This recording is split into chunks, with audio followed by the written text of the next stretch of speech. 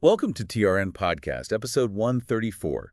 Today we're looking into a pretty startling event that happened recently at the Hockenheimring. Right, involving a powerful BMW and quite a bit of damage. Exactly. We've got two news reports to go through about this specific incident. And we're going to use this specific case really as a jumping off point to get into the broader questions of responsibility that, well, things like this always seem to bring up. Yeah, at the center of it all, you have a young guy, no driver's license, a car with some serious power. The reports mention 500 or maybe 530 horsepower. A BMW 850i Grand Coupe, both sources agree on that model. And a crash involving a toll booth. The damage cost is estimated somewhere between 80,000 and 100,000 euros. It's a lot.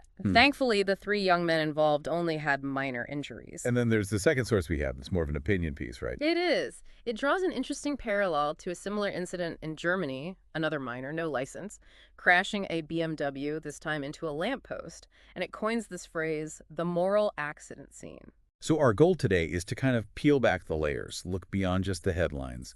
We want to explore these different levels of responsibility and discuss the questions these events raise for us. Okay, so where should we start? The facts of the Hockenheimring incident. Sounds good. Let's nail down the who, what, when, where based on these reports. All right, so the basic facts line up in both articles. It happened early Saturday morning. One report says around 1:30 a.m., the other 1:34 a.m., so very early. And the location? It was on a service road, the Am Motodrom Street, right near the South Grandstand, the Südtribüne, at the Hockenheimring. Okay, and the car. Not just any car, as we said. A rented, high-performance BMW. One article even mentioned it had Monaco license plates. Yeah, and what's really striking, as you touched on, is that the 19-year-old driver, who's actually from Hockenheim, apparently wasn't the one who rented it. Right, so who did? Well, the person who rented it was there with three friends. They'd gone to the Hockenheimring to meet up with some other people. And the 19-year-old just took the keys? Seems like it. Took it without permission is the implication. One report even hints that the BMW might have been loaned out by a dealership over the Easter holidays. And get this. That same report suggests the driver might be the nephew of the dealership owner. Whoa. Okay, that's quite a connection if it's true. Adds another dimension entirely. It really does. So things obviously went wrong from there. He apparently accelerated hard on this service road. And then lost control of the car. We're talking 530 horsepower, remember? So what happened immediately after he lost control? First, he hit a tree. Then the car spun or slid into a toll booth there at the ring. And the booth was damaged. Completely destroyed, according to the police statement mentioned in the reports. Just obliterated. And the passengers, there were others in the car. Yes, two 18-year-olds. They managed to get themselves out of the wreckage. But the driver didn't. No, the fire department had to rescue him from the heavily damaged car. But incredibly, all three only had light injuries, you said.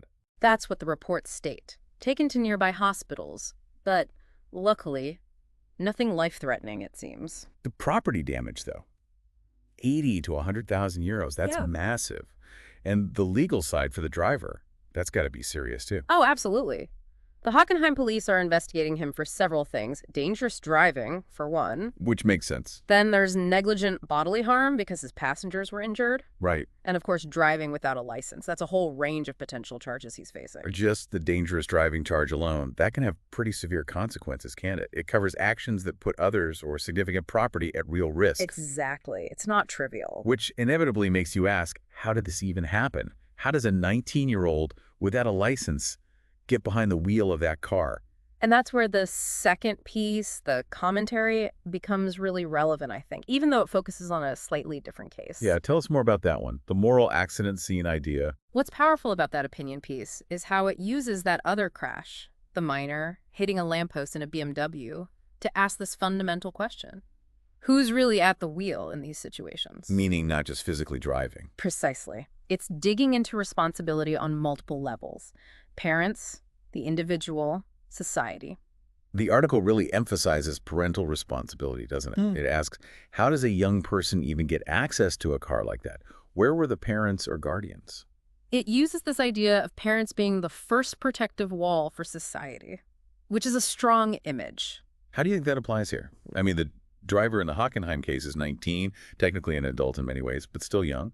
Well, even with a 19-year-old, you still have questions about the environment, the oversight, who knew the car was there, who maybe should have known or could have stepped in to prevent this unauthorized drive. Hmm. There's still a degree of, maybe not legal guardianship in the same way, but certainly influence and potential oversight depending on the living situation and relationship. It remains relevant. But it's not all on the parents or guardians, surely. The article addresses the young person's own responsibility too, right? Definitely. It makes the point that even if someone's a teenager, they generally have some kind of moral compass developing, a sense of right and wrong. So at what point do we say, look, you knew this was a bad idea? That's the core tension. Okay, teenage brain development isn't complete. We know that affects impulse control and decision making. But does that mean zero responsibility? And the author kind of mocks the idea that, say, a week of grounding is a sufficient consequence, doesn't he? Yeah, sarcastically. It touches on this debate about what consequences are actually meaningful and effective versus just, well, token punishments. There are hugely different views on that, educationally and societally. The opinion piece then zooms out a bit, looking at the societal angle, this conflict between personal freedom and public safety. Right. How much freedom should young people have when their mistakes can have such, well, devastating consequences? We talk about rights, freedom, letting kids be kids. Yeah.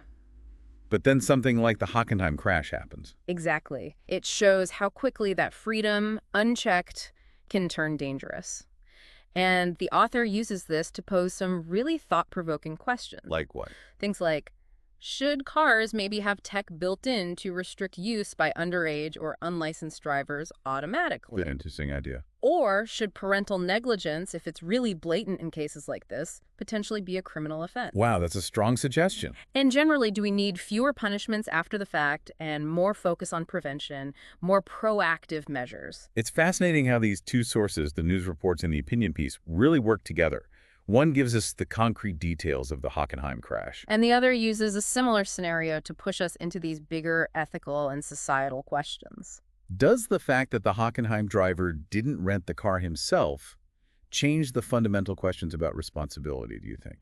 Maybe not fundamentally. It adds complexity. Certainly the renter has some responsibility too, perhaps. But the core issues about the driver's actions, access, judgment, potential oversight, they all remain. Yeah, you had this contrast. The Hockenheim incident feels like a joyride gone terribly wrong. While the commentary frames its example as this moral accident scene, a deeper failing. But both really underscore that these aren't just news items.